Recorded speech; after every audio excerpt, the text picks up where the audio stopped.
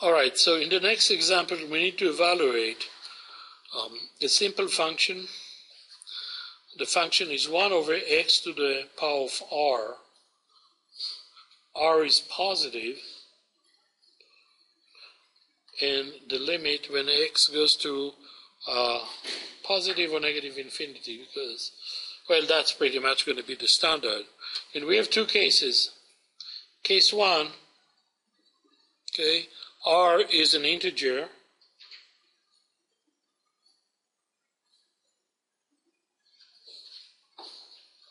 Case 2, r is a rational number.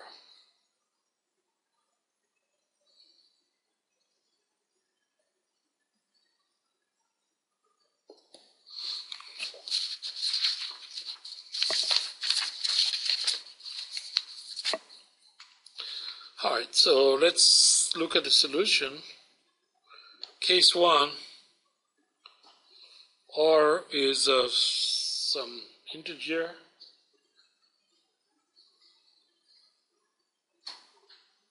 For instance, if you look at r equals 1 or 2 or 3 or whatnot, if r is an integer, what is x, 1 over x, 1 over x squared, and so on?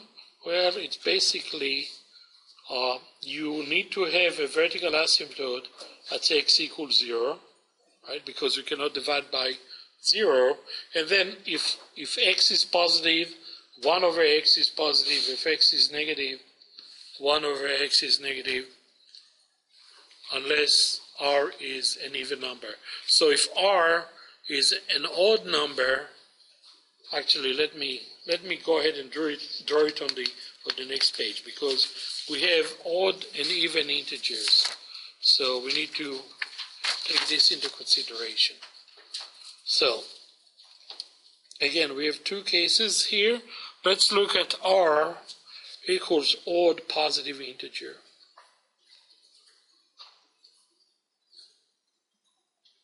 So odd positive integer. In this case, if it's odd integer, for instance, 1 over x, 1 over x cubed, 1 over x over 5.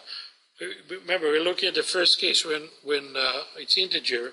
So when we have the horizontal asymptote, a vertical asymptote at x equals 0, and then when x is positive, 1 over x to the power of r is positive, and so on. When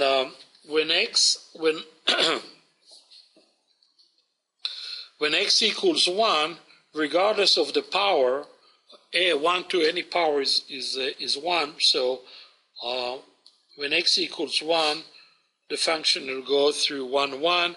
When x equals negative 1, the function will go through negative 1, negative 1, like so. Okay?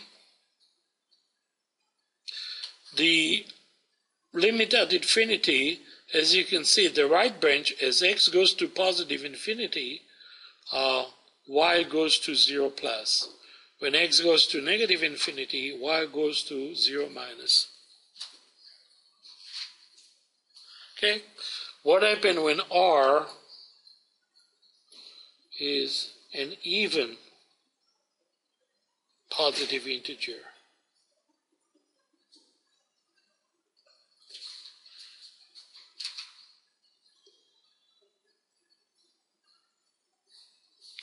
Well, think about 1 over x squared and so on.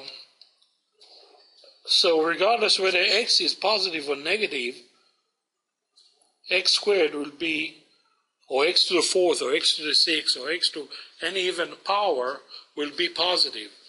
So again, when x approaches 0, then y will go to negative infinity, to positive infinity, and when x approaches 0 from the negative side, also we are looking at positive infinity.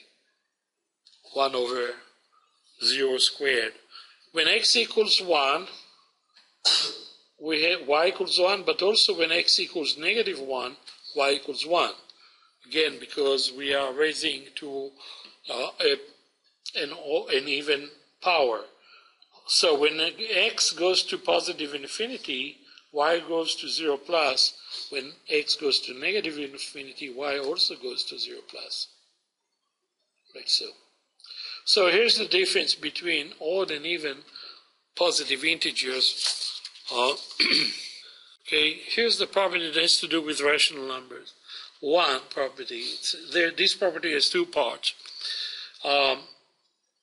Suppose, the first part, suppose r greater than 0 is a rational number.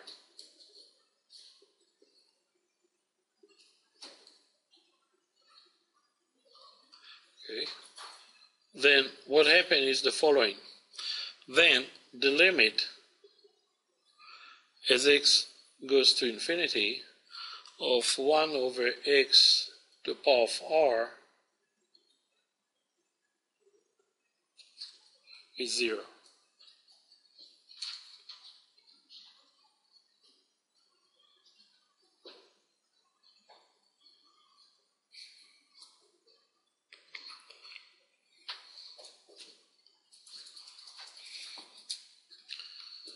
Suppose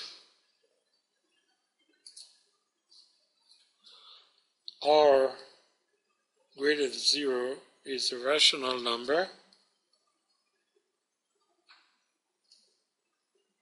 Actually, I shouldn't written this twice, because this is identical to the initial statement. I'm sorry. Here, such that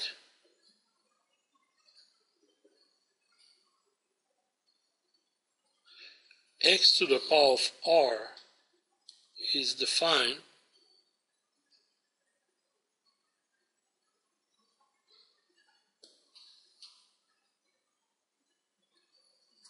for all x values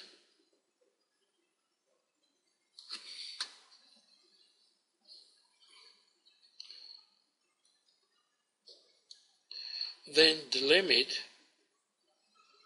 when x goes to negative infinity of 1 over x to the power of r is 0.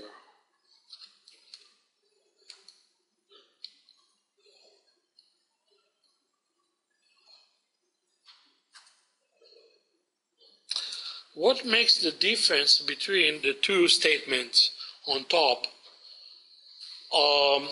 Well, notice that we are looking at positive values of x and negative values of x.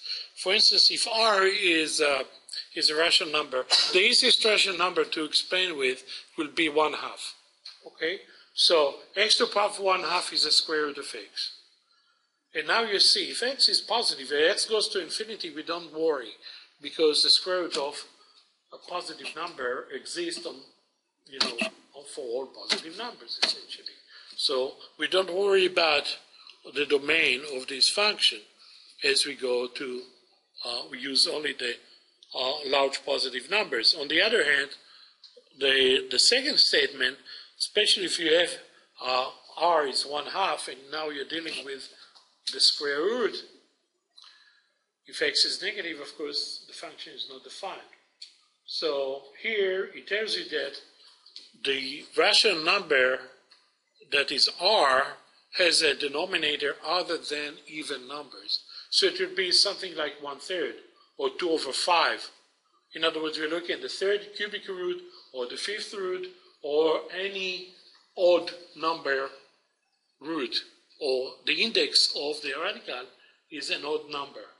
Remember, rational number is a ratio of two integers. So x to the power of 2/3, x to the power of 3/7, those are the rational numbers that are in play.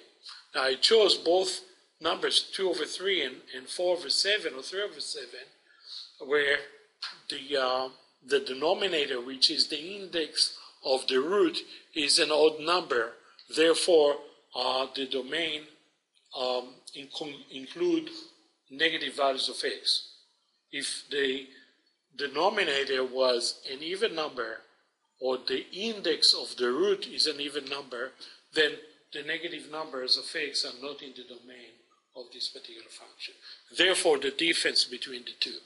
The other thing is in terms of applying this property, tells you that if you can take a rational number and break it down using limit laws such that you end up having with the limit of 1 over x to the power of r, where x to the power of r is in the domain of x, then that limit will go to 0 and you can get rid of all these.